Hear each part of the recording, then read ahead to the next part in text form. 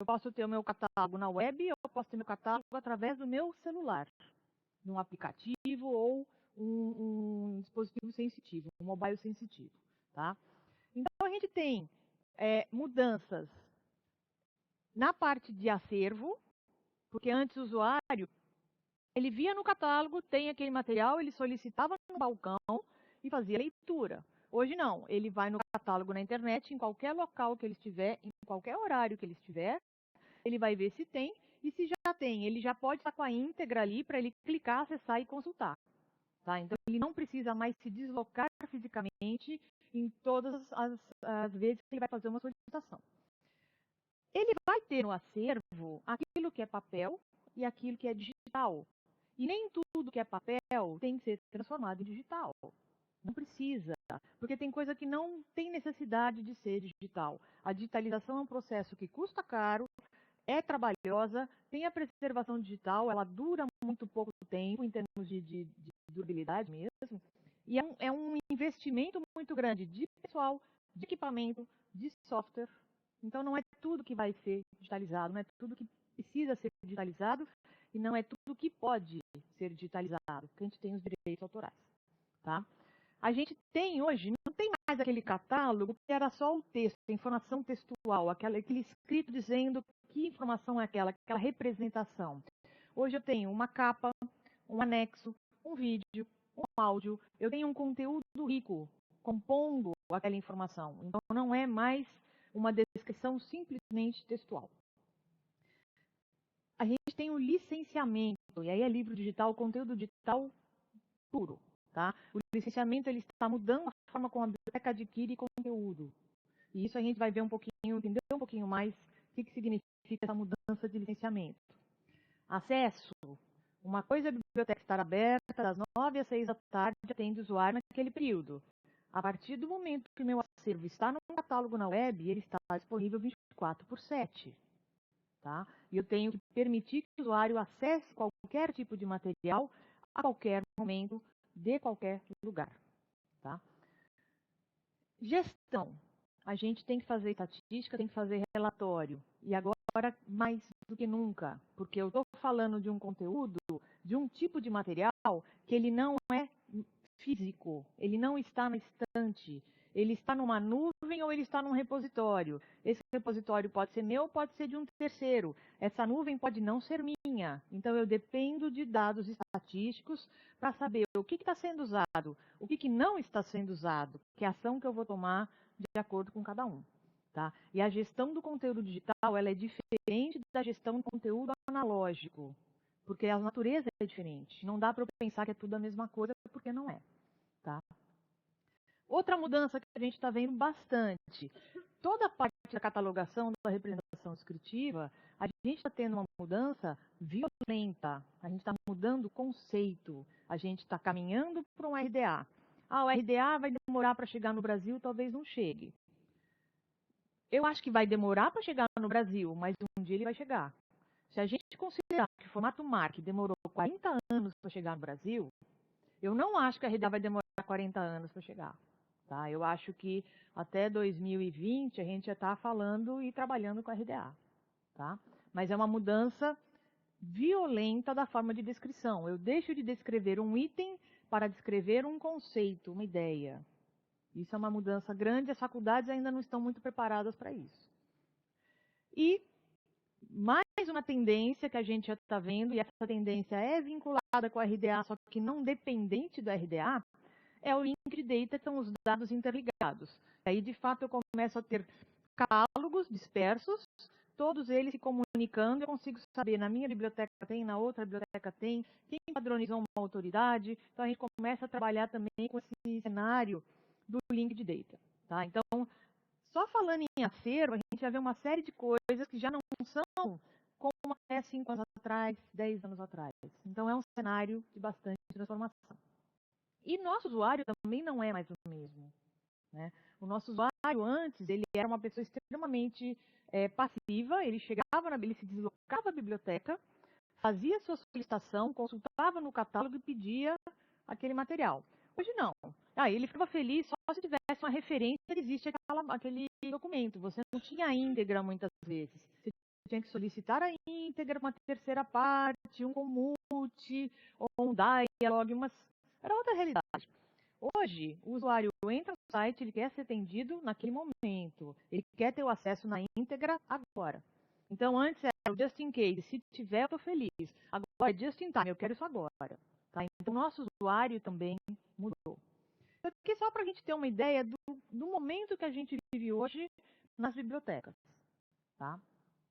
É claro que isso é uma visão, tem muito mais coisa acontecendo, mas isso é uma visão para a gente já sentir alguns pontos que a gente está observando, algumas mudanças importantes. E aí, para eu entender, para eu conseguir saber para onde que eu estou caminhando, para eu saber onde é no futuro, eu tenho que consultar as minhas raízes. Que passo que eu vou dar? Eu não tenho bola de cristal. Não é para futurologia. Eu tenho que entender como que é meu passado, para eu saber por que que eu cheguei nesse ponto hoje, para daí eu ver como que eu vou para o futuro. Tá? E aí a gente volta para Ranganathan. Ele tem as 5 leis da ciência da informação e aqui eu vou destacar 2 leis. Quarta lei, economize o tempo do leitor. Facilite a vida do seu leitor. Concentre tudo num único local. Porque se o leitor acha o que ele quer de uma forma simples, ele está satisfeito, a sua necessidade foi atendida. Tá? Então essa é uma coisa que a gente não pode esquecer nunca. Eu tenho que facilitar a experiência do usuário. O tempo dele de consumo de informação tem que ser o mais breve e o mais transparente possível. Eu não posso exigir que o leitor, que o meu usuário, tenha que fazer um esforço, tenha que aprender CDD e CDU, tenha que entender o que é uma tabela Cutter e uma tabela FA. Ele não precisa. Tem biblioteca que ensina Mark para o usuário. Eu falo, meu Deus, o que esse usuário te fez? Porque ele não merece ter que saber Mark. O bibliotecário não deveria ter que saber Mark de cor. O Mark é formato, gente, formato estrutura. Eu não tenho que ficar declamando Mark. Ninguém tem que saber de cor, tá? Eu tenho que usar essa ferramenta, ela é meio, nunca é fim. A gente deturpa. Ontem o Milanese falou de, o TI acha que é tudo. Gente, TI é meio. O objetivo não é usar a ferramenta, o objetivo é usar a ferramenta para fazer um serviço. O meu fim é o meu atendimento, o trabalho que eu faço. Tá? Segunda lei que eu quero destacar do Ranganathan. A biblioteca é um organismo vivo. O que significa? Ela está sempre em transformação. Ela está sempre em mudança, ela está sempre se atualizando, ela precisa se atualizar. Se eu acho que a biblioteca é aquele local de silêncio, que não pode entrar com comida, que não pode entrar com bolsa, que não pode falar nada, é a biblioteca do não pode.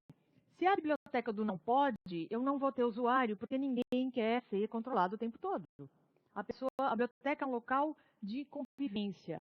É claro, gente, que eu não vou deixar o usuário entrar com uma fritura dentro de uma sala de obras raras. Bom senso. Regras claras e simples. Não adianta eu fazer um tratado, uma coisa simples. Bom senso. Mas o espaço é para ser usado. E os livros, os usuários vão levar os livros, vão fazer bagunça na biblioteca. A biblioteca está aqui para ser usada. Tá? Então, ela é viva, tem que ter gente. E ela tem que acompanhar as mudanças da sua época, do seu usuário. Só para a gente recordar um pouquinho essas 2 leis. Por que eu falo isso? Porque a gente pensa hoje, fala muito em biblioteca digital, biblioteca sem livros, biblioteca virtual, biblioteca eletrônica, tem várias definições, vamos ficar no digital, que é o mais abrangente. Tá? O que é a biblioteca do futuro? Eu tenho papel, eu tenho digital. Eu posso ter uma biblioteca só na lógica de papel, ela vai atender um segmento. Eu posso ter uma biblioteca só digital, ela vai atender também um segmento. Mas isso não quer dizer que uma coisa tem que ser separada da outra. É tudo acervo. Não importa se ele é papel ou digital, é uma coisa só. Então eu tenho que juntar tudo num único local, numa única fonte, num único catálogo, para facilitar a minha vida, facilitar a vida do meu usuário. Porque senão eu obrigo que ele consulte na biblioteca em papel, ele tem tal conteúdo. Na biblioteca digital, ele tem outro conteúdo. Ele fez 2 vezes a mesma busca. E às vezes só mudou o formato. Tá? Então, a gente fala hoje, toda a literatura está encaminhando para a biblioteca híbrida. Eu tenho papel, eu tenho digital, eles convivem muito bem. Um complementa o outro. E quando a gente fala em digital, a única analogia que eu chego, quanto mais eu estudo o livro digital, mais eu percebo que eu não sei nada do livro digital. E ele me coloca várias encruzilhadas. Eu acho uma coisa, bifurca. Vou em outro, bifurca. Vou em outro, bifurca. Tudo no livro digital é encruzilhada. E uma delas, logo de cara, tipo de conteúdo. O conteúdo pode ser um conteúdo aberto ou pode ser um conteúdo licenciado. E a forma de trabalhar com eles é diferente. Tá? Se é diferente, eu tenho, olha a bifurcação. O analógico eu tenho a gestão. O digital eu tenho outra. O conteúdo digital aberto, eu vou ter um tipo de gestão. O licenciado tem outra. Mas tudo tem que estar junto. E eu tenho que conseguir separar o que é o que para pegar os dados, os indicadores necessários. Tá? O livro está virando digital. O livro está virando digital não é novidade. Ele já vem num processo há bastante tempo. Tá? Vamos ver um pouquinho, entender um pouquinho essa trajetória do livro. Códice, a estrutura do Códice, que foi uma grande revolução, tá? Que deu, ou que fez a gente chegar no livro. Então começo a ter o Códice organizado por páginas, separados por seções, por capítulos, por parágrafos. Ele permite uma localização daquele texto, daquela obra. É o Códice, o conceito do Códice. O Códice se transformou no livro, o objeto livro que a gente conhece, texto sobre papel. Aí a gente tem uma variedade de suportes aonde o texto sobre papel foi colocado. E aí a gente tem pergaminho, papiro. Gente, a gente vai lá atrás, é tudo códice. O formato é o mesmo, era o livro, era o códice, só que aí eu ia mudando os formatos. E o digital, ele estava virando só mais um formato. No caso aqui, exemplificado com o CD. Só que ele não é simplesmente uma mudança de formato. E essa é uma questão que não é clara para todo mundo. Tá? Enquanto eu tenho um papiro, um pergaminho, um papel, um CD, eu não perdi a materialidade do livro. A partir do momento que o livro ele não existe num suporte físico, que ele é uma coisa totalmente etérea, que ele está numa nuvem, está num servidor, eu começo a ter uma mudança de conceito. Tá? Então ele não é mais aquele objeto, não é só uma mudança de formato. Eu não tenho como dar um patrimônio, eu não tenho como dar um tombo, porque ele não existe fisicamente. Tá? Então essa é uma mudança primeira para a gente gravar. Vamos entender de novo a historinha do livro digital. Não é novo.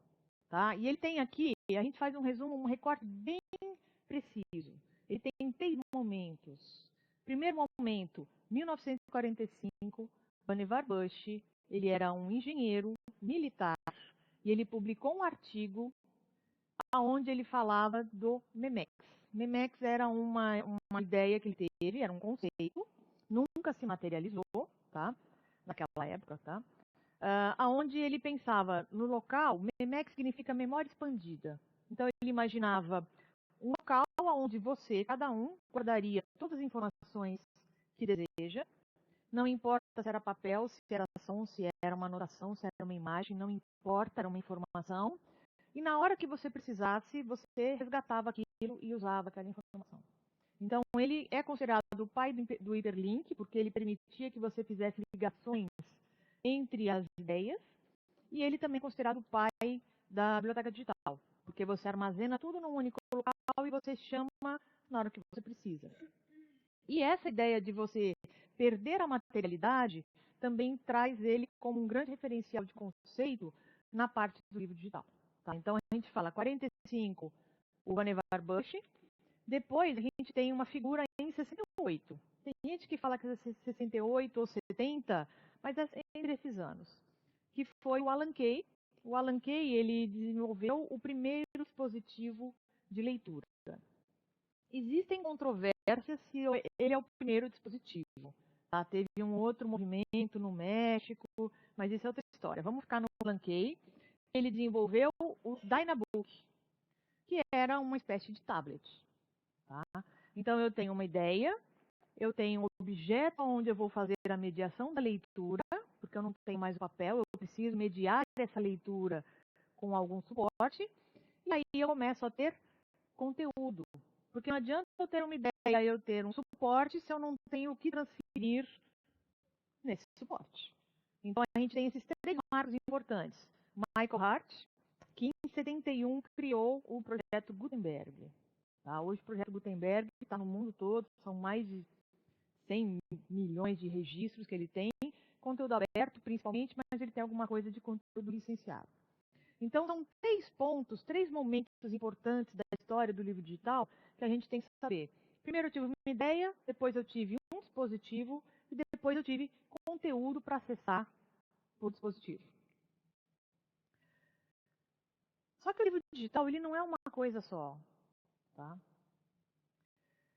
Ele tem tipos de livro digital. E dependendo do tipo desse livro, ele muda completamente o conceito do livro. Gente, mudar o conceito do livro é uma coisa que vem desde a época de Gutenberg, da prensa de Gutenberg. Eu estou mudando este conceito. Tá? A forma como eu vou contratar estes livros, primeiro que eu não compro o livro digital. Não tenho essa ilusão, eu comprei um livro digital. Não, você licenciou esse conteúdo. Tá? A forma como eu descubro que esse livro foi adquirido, que eu contratei esse livro, não é tão simples assim. Tá? Como que eu acesso esse livro? Não é trivial. O que ele impacta no meu desenvolvimento de coleção? É onde a gente está observando os maiores problemas, estão levantando muitas dúvidas. E existem 2 vertentes, a desesperada alarmista e a ingênua. Não, tá tudo bem, vai ficar lindo, nunca mais teremos problema, tá? Gente, eu não tenho dúvida, o ingênuo, ele tá fora da realidade. É para ser alarmista mesmo, tem motivo para isso, tá? Então, essas são algumas coisas que a gente vai discutir aqui com vocês. Claro, se eu mudei a forma como que tipo de objeto é esse? A forma como eu compro, como eu acho, como eu consigo acessar, como eu descrevo, como vai ser o meu acervo, é claro que minhas rotinas mudaram. Não dá para fazer milagre. Tá? O que aconteceu? Apagou tudo. Voltou. Então vamos lá. Apertei o botão errado. Tipologia eu já falei. A gente tem o livro digital que é aberto, o livro digital que é licenciado. O licenciado significa, ele é protegido por direitos autorais.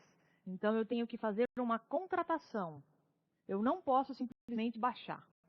Tá? Ele não está disponível para baixar. Tá?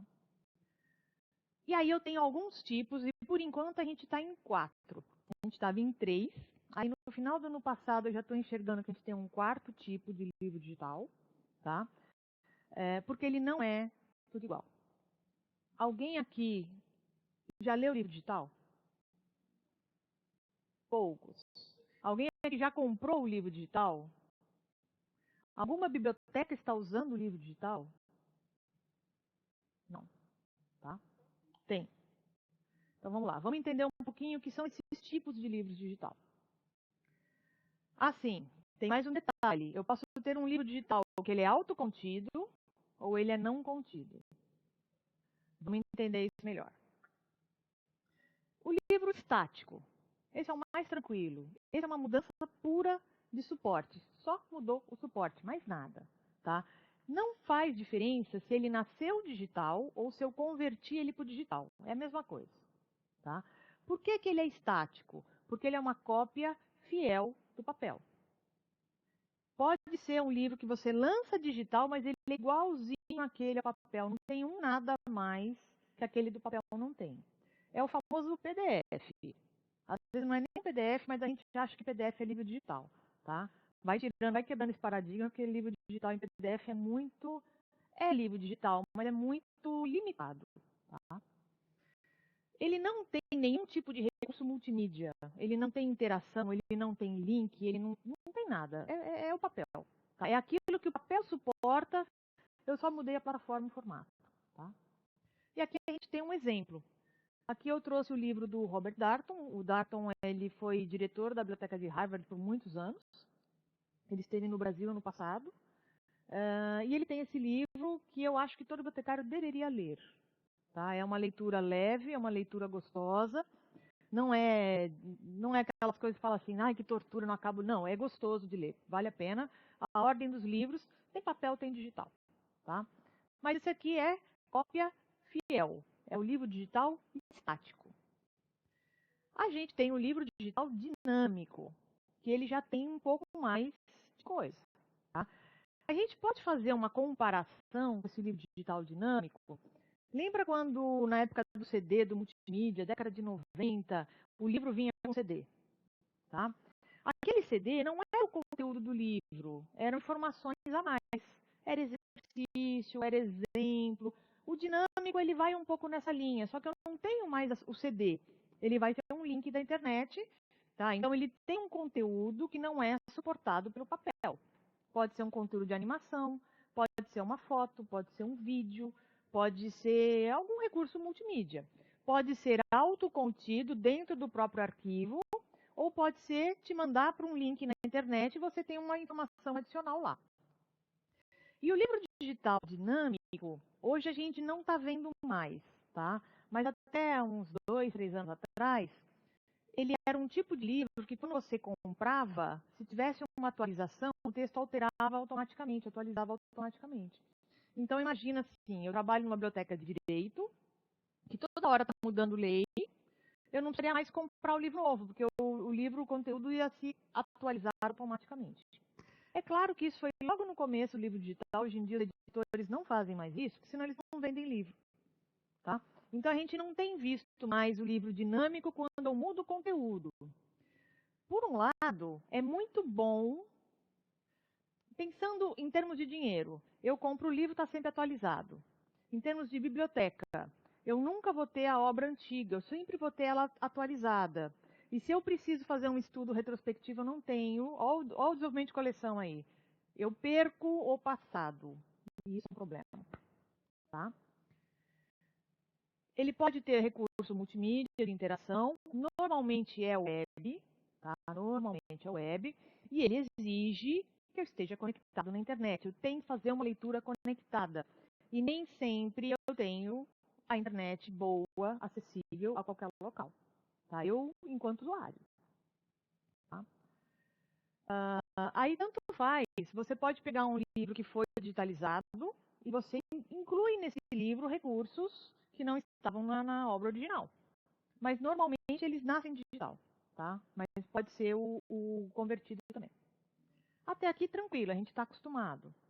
Aí a gente pega o livro expandido. O livro expandido, ainda a gente não tem literatura para dizer, ele vai mudar o conceito do livro, mas ele pode sim mudar o conceito do livro, porque ele traz coisas que o livro não suporta, que o papel não suporta.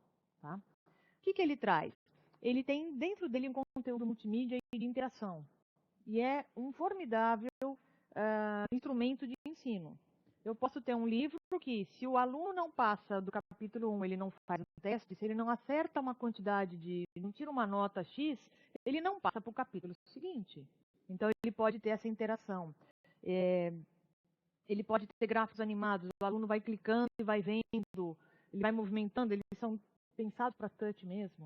Né? Então, ele vai vendo os resultados na hora, ele consegue mudar e manipular os dados. O livro é muito dinâmico. Eu tenho uma imagem, eu tenho um vídeo, eu tenho uma voz, eu posso ter um cheiro. Tá? Aquela, o livro não tem cheiro, o livro de tal eu não gosto que não tem cheiro de papel. Se quiser, dá para ter, não existe barreira tecnológica para isso.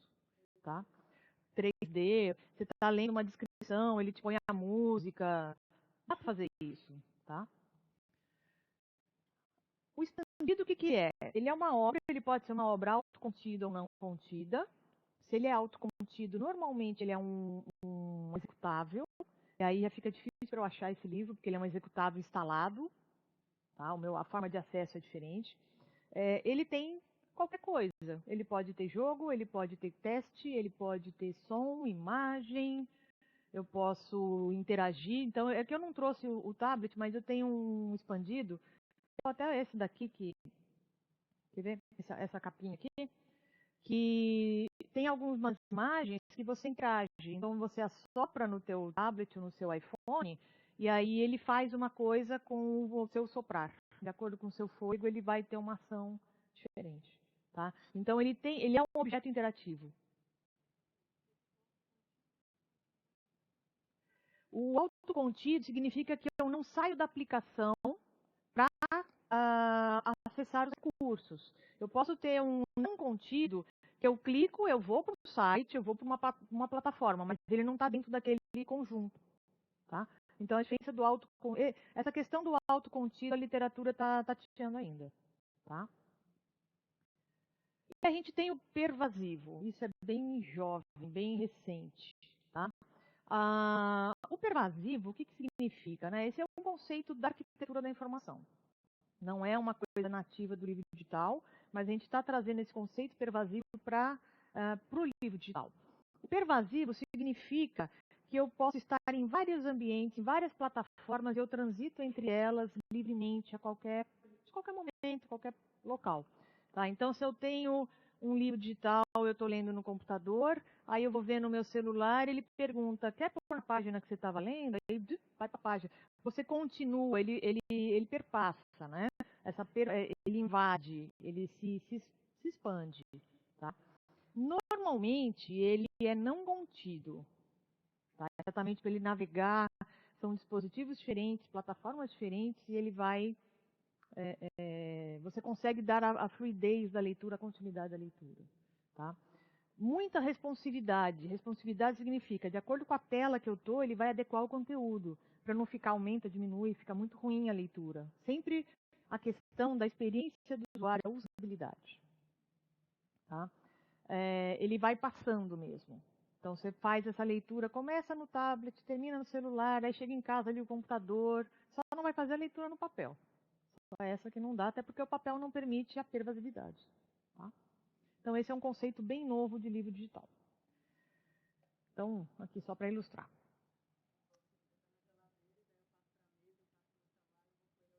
Exato. Ele vai te seguindo.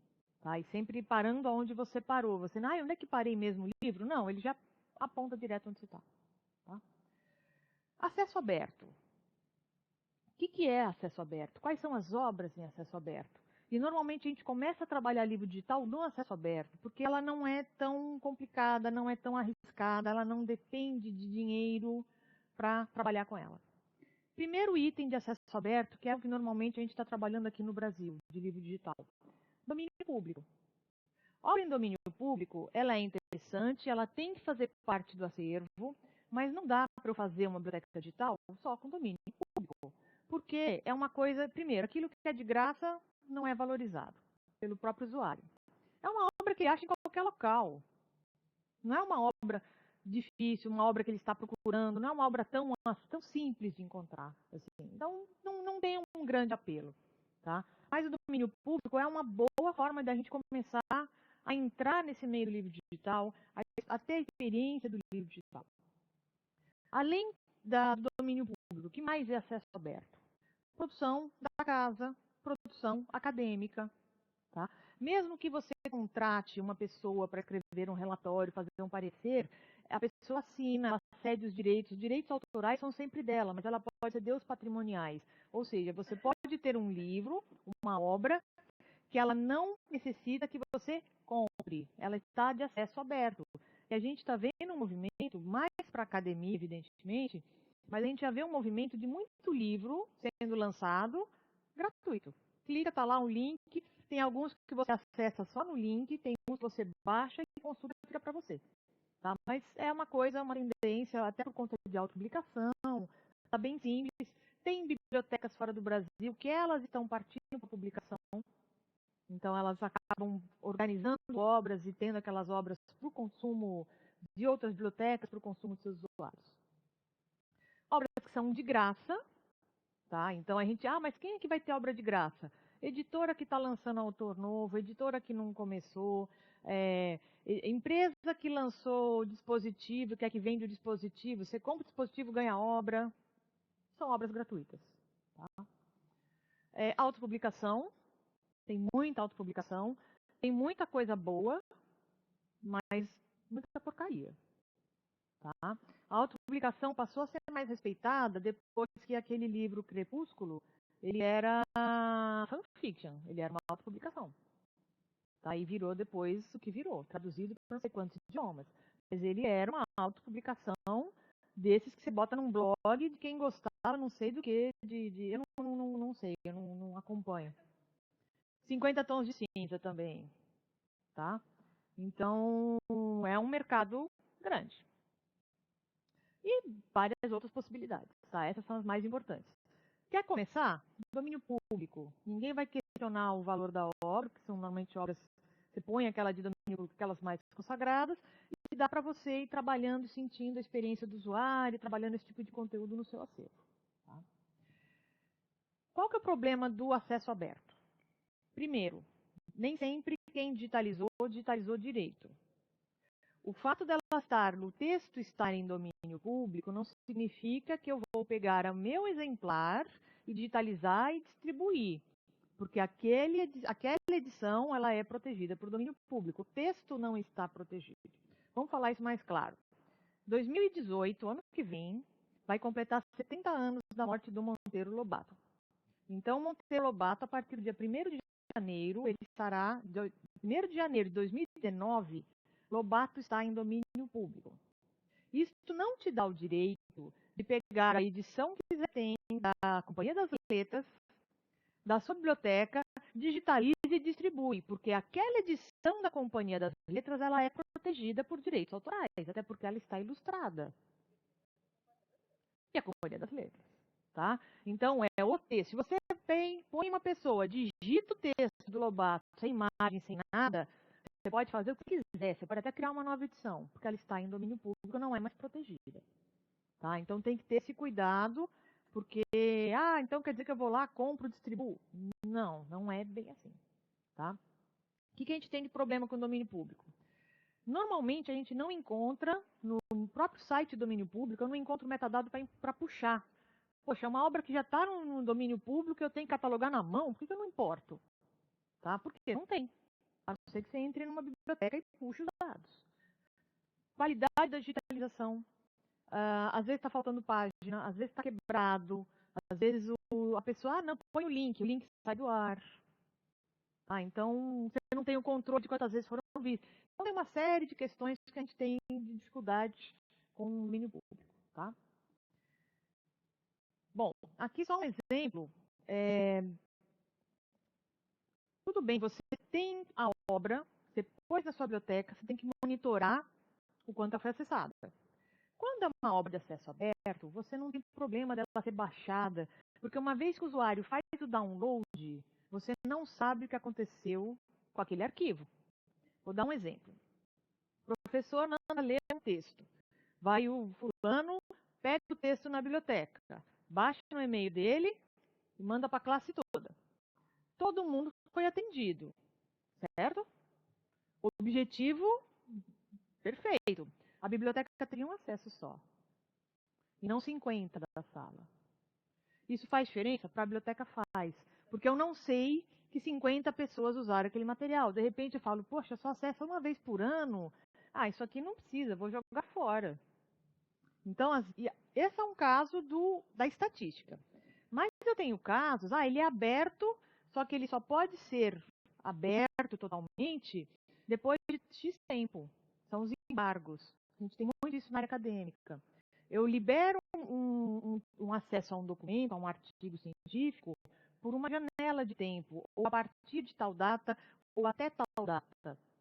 Ou então eu tenho um documento que é sigiloso, que eu não quero que as pessoas distribuam. Então você tem que, primeiro, quando você vai fazer uma gestão de conteúdo digital aberto, você tem que dizer se eu quero ou não permitir que esse material seja feito download. Você tem esse controle.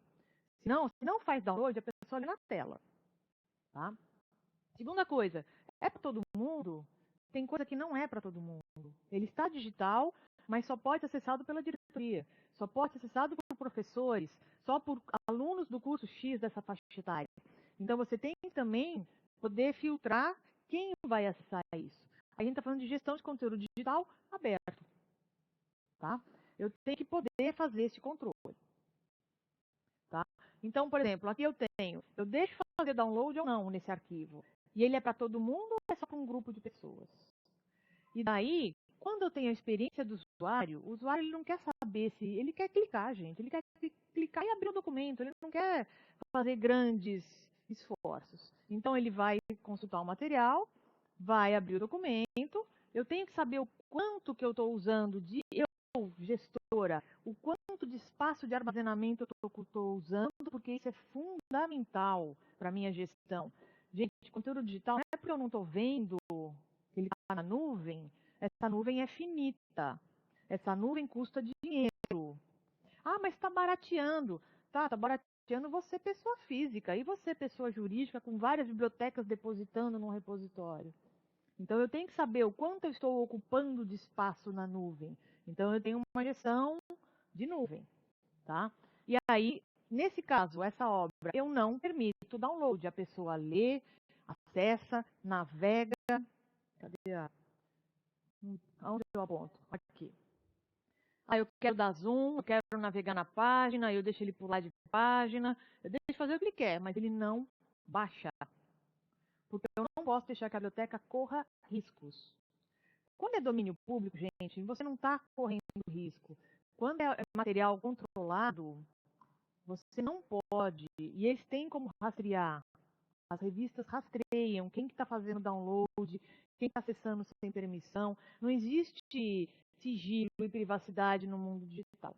Eu sei o que você leu no verão passado, eu sei tudo que você fez no verão passado. Tem um artigo que chama assim, eu sei o que você leu no verão passado sobre privacidade. É muito interessante. É um pouco assustador, tá? Mas tudo bem. Eu vou dizer que eu sei que você catalogou no verão passado, tá? Mas a gente tem o problema do conteúdo protegido, conteúdo licenciado. Esse, ele realmente ele muda tudo que a gente está acostumado em termos de aquisição, tá? Então, ok, conteúdo aberto, eu posso trabalhar de uma forma, conteúdo licenciado, é tudo digital? É, só que mudou bastante. E aqui a gente tem muita bifurcação, tá? Primeira coisa que as pessoas ainda não caiu ficha. Ele não é seu.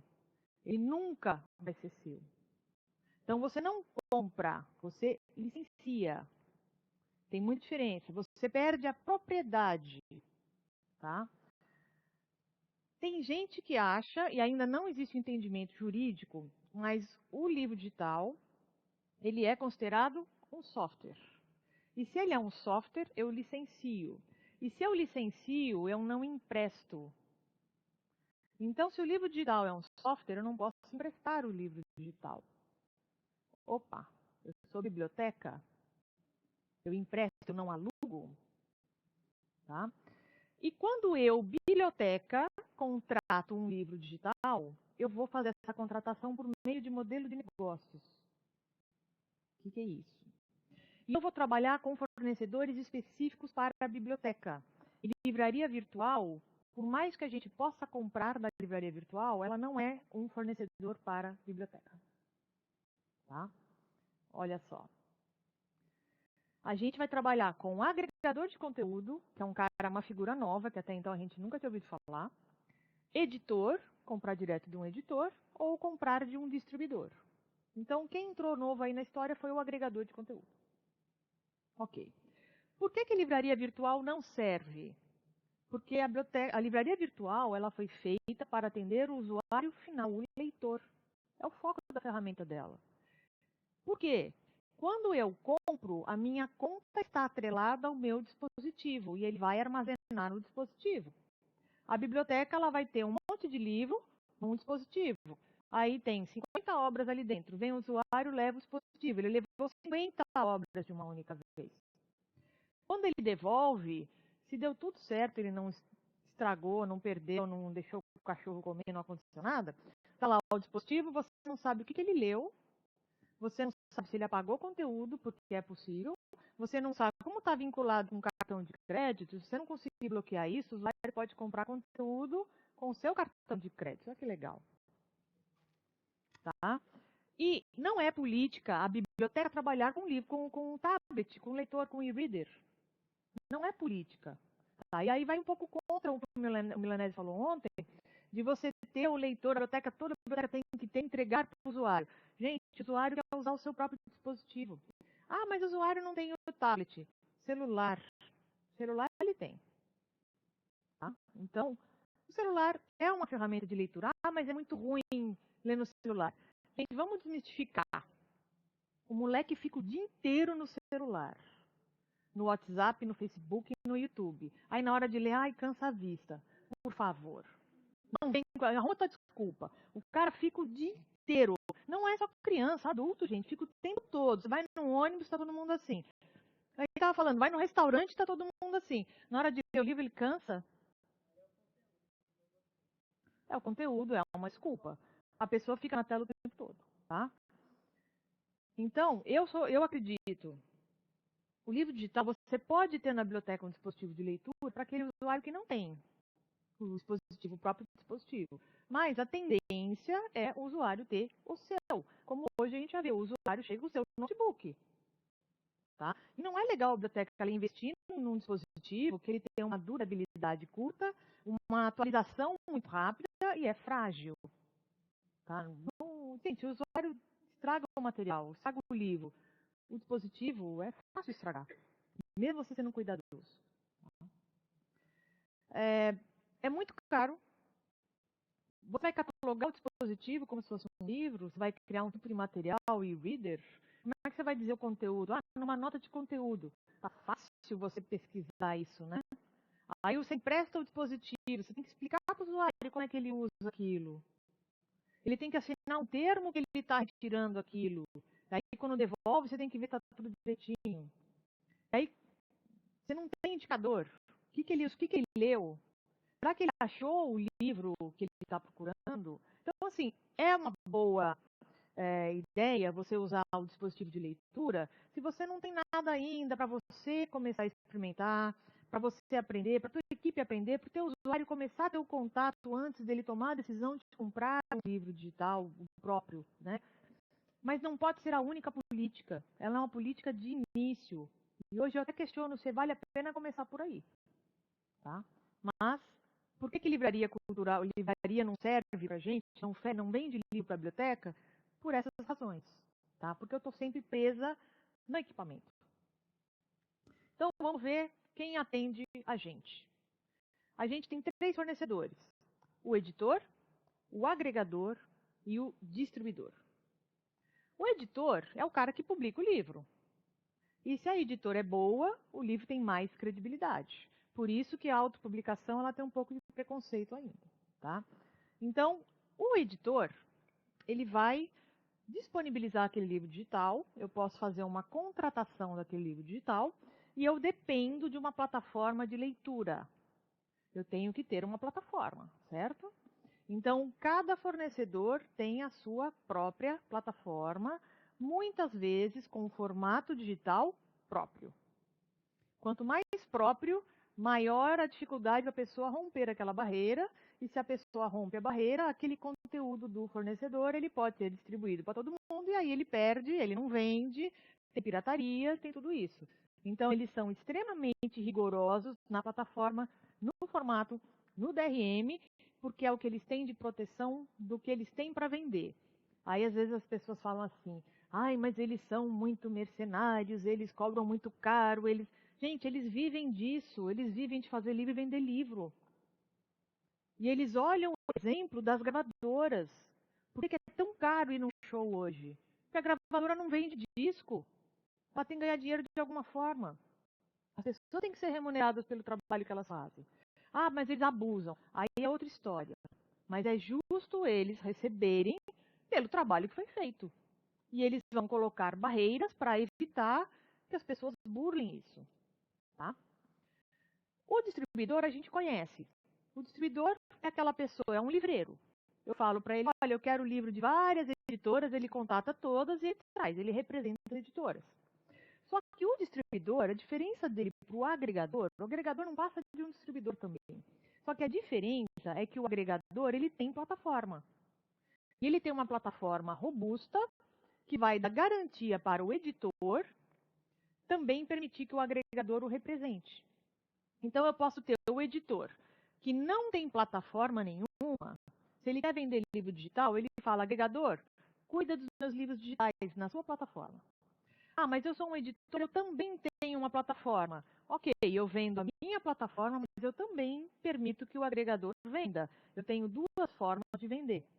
O distribuidor não tem plataforma. Ele vende a plataforma ou do editor ou do agregador.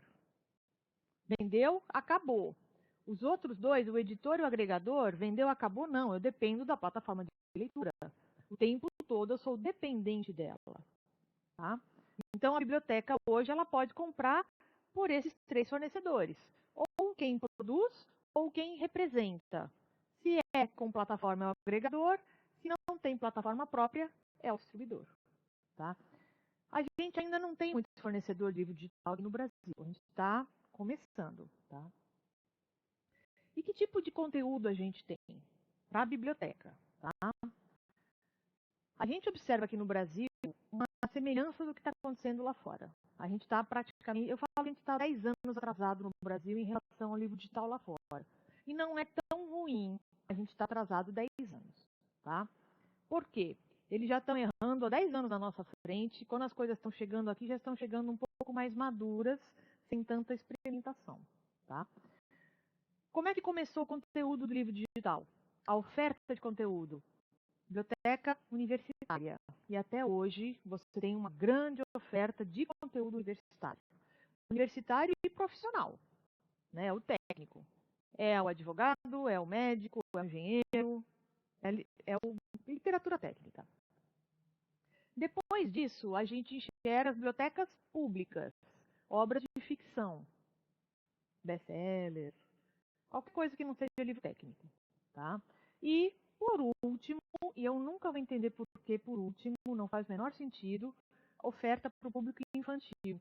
Por que não faz sentido? Gente, as crianças nascem com chip hoje. E vai ser atendido por último. Aqui no Brasil, como é que a gente está? A gente tem uma meia dúzia, acho que não chega nem a meia dúzia, tá? Até meia dúzia de fornecedor universitário profissional. Uns 3 gato pingado oferecendo conteúdo de ficção, ainda está muito fraquinho. E pouquíssimo, eu não conheço. Não, eu conheço gente que trabalha com gamificação de livro, que seria, não é o próprio livro, é uma atividade com o livro. Você não tem ainda muita oferta de livro para criança, não. Tá? Para a biblioteca. Ah, mas eu compro um monte de livro para mim de ficção na Livraria Cultura. Tá, para você, não para a biblioteca. Se eu quero comprar o Harry Potter novo, eu posso comprar para o meu dispositivo. Eu, biblioteca, os fornecedores de biblioteca hoje, eles não têm esse livro a me oferecer. Tá? Então, a gente tem que ter isso bem claro, essa distinção. Tá? A gente está vendo no Brasil essa toada. Eu não conheço bibliotecas públicas que trabalham no Brasil com licenciado. Quem está trabalhando hoje trabalha com acesso aberto. Tá? Falta fornecedor. E é uma coisa, mesmo que a gente faça uma aquisição perpétua, que a gente vai falar daqui a pouco dos modelos de negócio, eu tenho que ter clareza disso. Eu vou fazer a leitura mediada por uma plataforma. Essa plataforma é do fornecedor. E mesmo que eu comprei aquele livro e, teoricamente, eu não preciso pagar mais nada, se ele quiser cobrar pela plataforma, ele pode. Porque não adianta nada eu não pagar a plataforma, se eu não acesso a plataforma, eu não acesso o livro, não tem. Tá? Então, eu dependo de uma plataforma, eu dependo de um dispositivo. O dispositivo é mais flexível, que pode ser um computador, pode ser um celular, pode ser um tablet. Tá? Mas a plataforma não, eu preciso dela. Ela que é a mediadora. Tá? E ela sempre vai ter um custo. Pode estar embutido, mas está lá o custo. Ah, tudo bem. Então eu vou lá, eu contrato o livro, fechei com um agregador de conteúdo, contratei lá um tanto de publicação. E aí, como é que o meu usuário vai acessar isso? Bom, lembra aquela lei que a gente falou? Terceira lei, quarta lei do Ranganathan, poupe o tempo do leitor. Tá? Eu já vi muita biblioteca que fala assim, eu não vou sujar o meu catálogo, eu não vou colocar os livros digitais dentro do meu acervo, porque depois eu não vou renovar a assinatura, eu tenho que tirar tudo, eu não concordo com a catalogação que foi... Gente, facilite a vida do usuário, facilite a sua vida. Você contratou, não importa que é por um período, faz parte do acervo da biblioteca, ponha no catálogo. Facilite. Essa linha, eu sigo muito forte essa linha. Eu tenho outros fornecedores, outros pesquisadores também seguem essa linha. Tá? Por quê? Quando eu contrato um livro digital, eles têm formas de acessar a plataforma. A gente viu que o livro digital ele é plataforma e ele é conteúdo, certo? Para eu acessar o conteúdo, eu acesso a plataforma. Tranquilo. Só que aí eu tenho barreiras já de cara para acessar a plataforma. Só vai acessar a plataforma quem é meu usuário vinculado comigo. E mais do que isso, os fornecedores eles querem controlar tanto o acesso que é feito, que eles restringem que o acesso à plataforma será dentro do intervalo do número de IP da instituição. Aí a biblioteca trabalha de segunda a sexta, o usuário sábado e domingo está na casa dele, a biblioteca está fechada, ele ainda está fora do intervalo de IP. A biblioteca é digital? Sim. É 24/7? Não. Tá? Então, eu tenho duas situações. Quando eu falo em acesso, eu tenho dois acessos que eu tenho que me preocupar. Como que o usuário vai acessar a plataforma? De uma forma simples. Porque eu não vou sair dando meu login e senha com o fornecedor para todo mundo, porque senão ele vai dar para toda a vizinhança dele, e aí eu já não sei mais, eu estou pagando o livro digital para quem não é meu usuário. Tá? Então, eu primeiro garanto que ele acesse a plataforma. E dentro da plataforma, como que ele vai acessar o conteúdo. Primeira forma, eu vou integrar com sistemas que são utilizados pela instituição. Existem formas de você fazer uma integração o seu sistema com a plataforma do fornecedor para que o usuário clica e vai, sem login, sem nada. Como cada um trabalha com uma plataforma proprietária, deu para sentir que a coisa não é tão simples assim. Cada um faz de um jeito, e aí a gente tem que correr atrás. Outra forma, intervalo de IP, esse é o padrão. Está dentro do intervalo de IP, tudo bem. Está fora, sinto muito. O aluno não vai ficar na grade da biblioteca tentando pegar sinal ali. Não tem condição. Se ele não está no intervalo de IP, a outra saída é você trabalhar, aqui é o intervalo, né? O roteador. A outra saída é você trabalhar com uma VPN. Só que não é todo usuário que tem acesso à VPN. E o usuário, para ter acesso à VPN, ele tem que fazer uma configuração que para alguns é difícil. Por mais que seja next concluir, para alguns usuários isso não é tão trivial assim. O portal da CAPES é outra história. O portal da CAPES é o óleo da salada, não conversa com ninguém, está por cima. É dificílimo conversar com o pessoal da CAPES. Tá? Então, esse é um mundo à parte, isso aí para. Tá? A partir do momento que o usuário entrou para a plataforma, ele vai ser validado e se ele está validado, ele acessa o conteúdo. Tá? Gente, isso aqui não é claro em nenhuma literatura. Isso aí, para a gente entender, é letra miúda de contrato. Tá? Porque ninguém te fala isso claramente. Aí você contrata um negócio 24/7, só que não é 24/7, porque a pessoa não consegue estar no espaço da biblioteca. Tá? Então, primeira coisa, eu tenho que garantir que o meu usuário consiga entrar nessa plataforma sem eu dar senha, ele tendo segurança e eu estando segura que quem vai acessar está apto a acessar. Depois que ele acessou a plataforma, eu tenho que definir na hora da contratação como que vai ser o acesso ao conteúdo. E o padrão é este. Um livro, um usuário. Eu não tenho acesso simultâneo. Todo livro digital é assim. Aquele livro que você compra na livraria é 1 para 1, é monousuário. Eles chamam isso de SUPO. Existem outras possibilidades que são bastante interessantes para a gente. Eu vou comprar uma obra, eu vou comprar alguns exemplares. Eu não vou comprar exemplares de livro digital. Livro digital não existe exemplar, gente. Ninguém vai gerar tombo para livro digital. Ninguém vai colar etiqueta de código de barra no livro digital. Não tem onde colar. Tá? Então, eu não compro exemplares, eu compro acesso simultâneo, que é o MUPO. Então, para cada livro que eu vou comprar, e é claro, dependo de fornecedor que ofereça essa opção, que nem todos oferecem. Eu vou comprar para aquela obra 5 acessos simultâneos. Chegou o sexto usuário, ou ele fala não tem acesso, ou ele abre uma fila de reserva. Na medida que os livros vão sendo devolvidos, ele vai chamando a fila de reserva.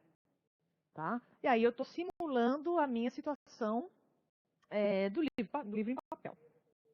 Mas não é só isso. Eu tenho uma outra possibilidade. Essa daqui eu espero que nunca chegue no Brasil. Tá? Por quê? É um tipo de assinatura que você faz, uma contratação que você faz, que depois que o livro é acessado tantas vezes, ou quando passa um período X de tempo, o livro expira, você tem que comprar de novo. Tá? Como é que chegaram a essa conclusão brilhante? Um grupo de editores, numa discussão, isso aconteceu fora do Brasil, tá? Isso aqui a gente não tem esse modelo no Brasil, espero que nunca tenha. Eles chegaram à brilhante conclusão que depois que um livro circula 26 vezes, ele não tem mais condição de circular e eu tenho que comprar outro. Então, eles estipularam que um livro dura 26 empréstimos ou um ano, o que acontecer primeiro. Acabou esse prazo, ele expira, ele é eliminado do seu... Você perde o acesso, o registro está lá, mas você perde o acesso, e você vai lá e tem que licenciar de novo. Tá? Não, é totalmente infundado esse argumento, porque eu conheço o livro que está na biblioteca há quantos anos, ele está lá em função, às vezes ele está meio judiado, você vai lá, faz uma restauração preventiva, aguenta mais circular, tá? Então, é totalmente... não tem embasamento nenhum esse argumento, mas é uma forma de contratação que existe sim. Acessou tanto tempo, acabou, contrata de novo, como se fosse pré-pago, crédito pré-pago. Consumiu, compra mais. Esse formato consumiu, compra mais, ele não é de todo ruim. A gente ainda não tem aqui, é um modelo de negócio bem interessante para a biblioteca pública. Tá? Mas a gente vai falar mais para frente. E aqui é o sonho de todo bibliotecário, é o acesso ilimitado. Eu compro um livro, todo mundo acessa simultâneo, quantas vezes quiser, não tem problema nenhum. Qual que é a diferença? Valor. Tá? Essa contratação SUPO é o tradicional, ela vai ter um custo porque é um por vez. Essa contratação aqui, gente, o editor não vai vender. Muita gente vai acessar. Ele vai embutir ali um valor muito alto, porque tem que manter o seu serviço. Tá? Então, isso aqui, às vezes, não se paga, é muito caro. Tá? E outra, tem obra que não precisa ser assim. Não é todas as obras que eu tenho que fazer um investimento deste porte. Tem obra que justifica, tem obra que não pega nenhuma vez, muito menos limitado. Tá? Então, nem tanto ao céu, né, nem tanto à terra, mas são as possibilidades que a gente tem hoje de contratação para acessar o conteúdo. Tá? Vamos lá. Descoberta. Você está falando. Ponha o livro no catálogo. Ah, mas eu vou ter que tirar daqui a um ano. Tira o livro do catálogo. Tira não, esconde, porque se você tirar, você perde estatística de uso. Esconde, inibe.